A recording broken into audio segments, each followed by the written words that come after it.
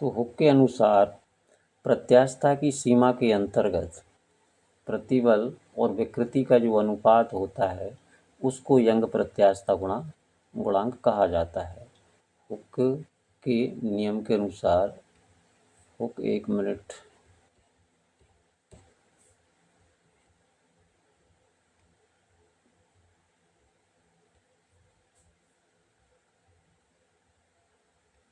Hook के नियम अनुसार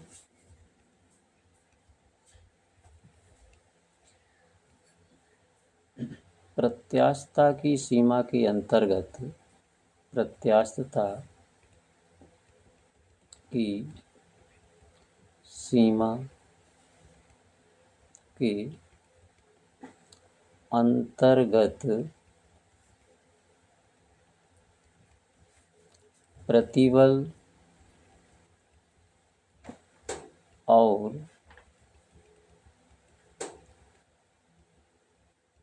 विकृति के अनुपात को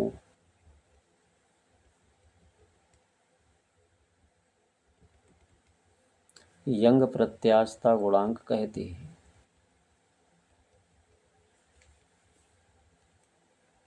यंग प्रत्यास्थता गुणांक कहते हैं। जी, तो अब जैसे कि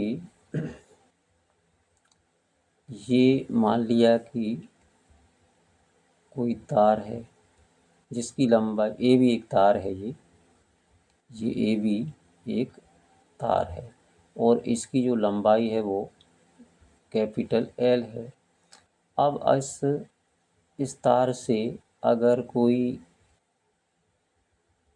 एम द्रव्यमान वाला कोई पिंड इससे या भार इससे लटकाया गया तो जो इसका भार होगा वो होगा एम इंटू जी।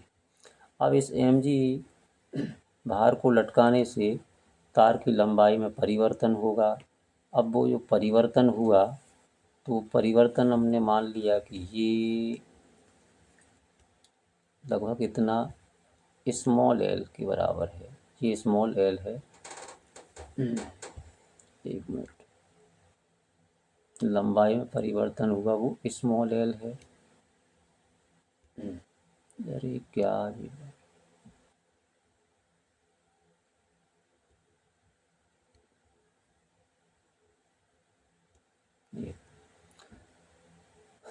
तो अब यहाँ यंग प्रत्यास्थता गुणांक जो होगा बाई बराबर प्रतिबल बटे विकृति। प्रतिबल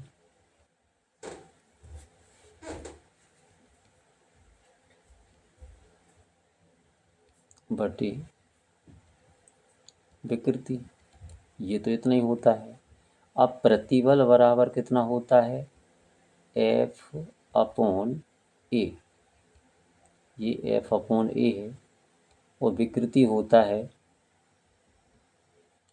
जो लंबाई में वृद्धि हुई है और जो उसकी प्रारंभिक लंबाई थी ये। तो यहाँ पर 1 मिनट इसको ठीक बनाना, ये एफ है यहाँ पर, एफ एफ ये एफ है। तो जो एफ बराबर था वो यहाँ पर कितना दिया गया है, एम जी। ये जो एम जी है ये किसी वस्तु का भार है, ये एफ बराबर है तो एफ बराबर हो जाएगा एम जी। तो यहाँ पर एफ बराबर एम जी अपॉन ए बराबर, ए क्या है, ये जो तार है इसका अनुप्रस्थ काट का क्षेत्रफल है जिसकी त्रिज्या यदि हमने आर ले ली, जैसे मान के चलो ये तार हैं और ये इसके अनुप्रस्थ काट का क्षेत्रफल है जिसकी त्रिज्या आर है। तो यदि इसकी त्रिज्या आर है तो अनुप्रस्थ काट का क्षेत्रफल कितना हो जाएगा, पाई आर स्क्वायर। ये हो जाएगा pi are square upon small L upon capital L. आगे चलकर ये हो जाएगा m/g upon pi are square, और ये जो कैपिटल एल है ये यहाँ ऊपर आ जाएगा, भाग के स्थान पर गुणा होगा तो, और स्मॉल एल ये रहेगा।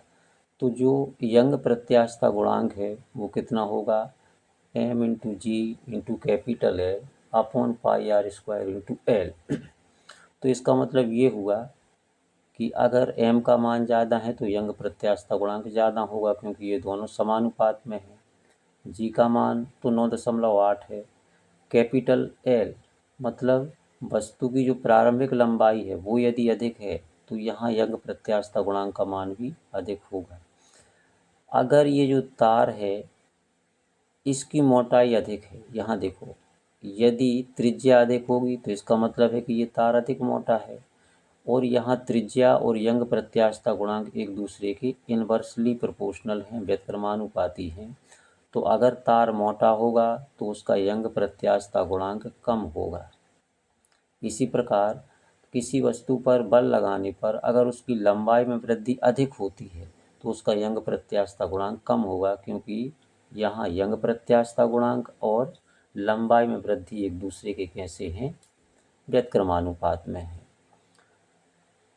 तो चलो ये हो गया। अब इसी से संबंधित एक अगली चीज़ है कि रबर अत्यधिक प्रत्यास्थ है कि स्टील अत्यधिक प्रत्यास्थ है। तो चलो अब हम इसको देखते हैं।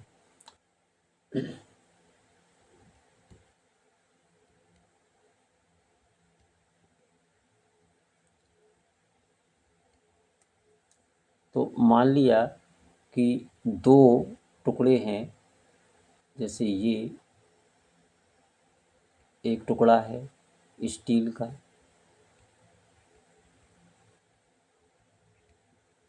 और ये दूसरा टुकड़ा है रबर का। ये रबर का टुकड़ा है, दोनों की लंबाइयाँ समान हैं। ये कैपिटल एल लंबाई का है और ये रबर का टुकड़ा भी कैपिटल एल लंबाई का है, और दोनों की मोटाई भी समान है। मतलब अगर इसकी त्रिज्या आर है तो इसकी त्रिज्या भी आर है, दोनों के द्रव्यमान भी एक से हैं। अब यदि हमने इस पर कोई बल एफ लगाया तो अच्छा, ये इस चीज़ को हम भार लटकाने के दृष्टिकोण से देखेंगे तो एफ बराबर एम जी हो जाएगा। अभी हमने इसको वैसे हॉरिजॉन्टल खींच दिया है, इसको हम इस तरीके से ले सकते हैं।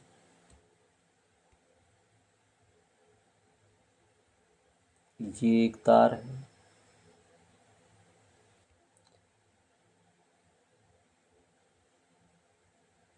और ये रबर का एक तार है, दोनों की लंबाई बराबर है। अब यदि हमने इन पर समान भार लटकाया, ये स्टील का तार है, ये स्टील का तार है और ये रबर का है। तो यदि इस पे हमने समान भार लटकाया मतलब हमने इस पे समान बल लगाया है, तो हम ये पाएंगे कि जो रबर है उसमें ज़्यादा खिंचाव होगा, इसमें कम खिंचाव होगा, या इसकी लंबाई में जो वृद्धि है वो कम होगी, इसमें ज़्यादा होगी। तो जो स्टील का तार है उसके लिए यंग प्रत्यास्थता गुणांक बाई एस बराबर कितना हो जाएगा, m/g एल एस, और दोनों बराबर थे, इसको एल एस लेने की ज़रूरत नहीं है, क्योंकि जितना एल इसका था उतना ही बस। हाँ, जो लंबाई में वृद्धि हुई है वो अलग अलग है। प्रारंभिक लंबाई तो दोनों की एक सी थी, लेकिन भार लटकाने के बाद इनकी लंबाई में जो वृद्धि हुई वो अलग अलग है। स्टील के तार में कम वृद्धि हुई और रबर के तार में अधिक वृद्धि हुई। तो यहाँ कैपिटल एल दोनों के लिए समान था, ये कैपिटल एल ही रहेगा, और जो यंग प्रत्यास्थता गुणांक होता पाई आर स्क्वायर, यहाँ स्मॉल एल आना था तो ये स्मॉल एल रहेगा। ये इक्वेशन फर्स्ट हो गया। अब इसी प्रकार जो रबर का तार है इसके लिए यंग प्रत्यास्थता गुणांक कितना होगा, बाई आर बराबर m/g इंटू कैपिटल एल, ये तो रहेगा पाई आर स्क्वायर, और एल इसमें भी हुआ, लेकिन स्मॉल एल में अंतर है।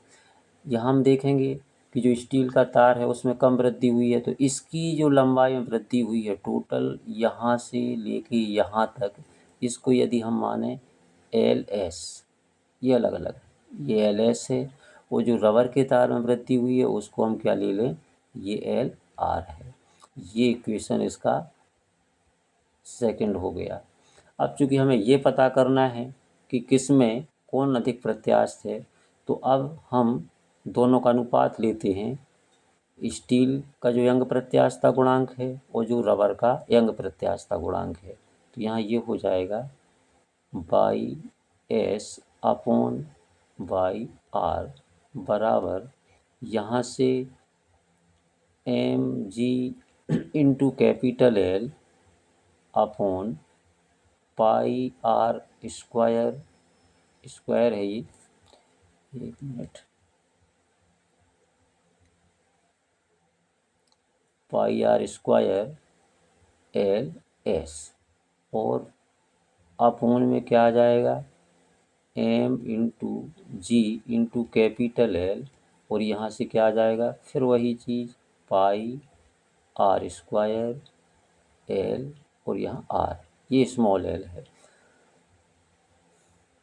आगे करें इसको, M into G capital L upon pi are square, यहाँ क्या है, एल एस है, यहाँ भाग के स्थान पर गुणा होगा तो ये संख्या पलट जाएगी, पाई आर स्क्वायर एल आर ऊपर पहुँच जाएगा, और जो M into G into capital L है ये आ जाएगा, तो ये दोनों कैंसिल हो जाएंगी। यहाँ से पाई आर स्क्वायर कैंसिल हो जाएगा, और यहाँ से बचेगा अब अपन को by S upon by R बराबर, यहाँ से क्या बचा, एल आर, और यहाँ से क्या बचा, एल एस, ये एल एस है। एक मिनट, ये ठीक से नहीं बना एल, फिर से बनाने की कोशिश करें। एल आर है, और ये, एक मिनट,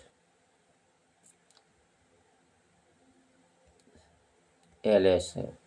तो अब देखो यहाँ एल आर क्या है, रबर के तार में जो वृद्धि हुई वो ज़्यादा हुई, तो रबर के तार में वृद्धि ज़्यादा हुई तो रबर का जो यंग प्रत्यास्थता गुणांक है और उसमें जो वृद्धि है वो एक दूसरे के कैसे हैं, व्यतिक्रमानुपात में, मतलब रबर में अधिक वृद्धि हुई है तो उसका जो यंग प्रत्यास्थता गुणांक है ये कम है, मतलब ये कम प्रत्यास्थ है। और जो स्टील का तार था उसमें कम वृद्धि हुई है, तो इसका मतलब ये हुआ कि उसका जो यंग प्रत्यास्थता गुणांक है ये अधिक है, क्योंकि वृद्धि कम हुई है तो ये एक दूसरे के इनवर्सली प्रोपोर्शनल है, व्यतिक्रमानुपात में है। इसमें कम वृद्धि हुई है, यहाँ हम देख रहे हैं कि स्टील के तार में कम वृद्धि है, इसलिए उसका यंग प्रत्यास्थता गुणांक अधिक है, इसलिए स्टील अत्यधिक रबर की अपेक्षा अधिक प्रत्यास्थ है। तो रबर और स्टील में जो स्टील होता है वो ज़्यादा प्रत्यास्थ है, रबर कम प्रत्यास्थ। ठीक है।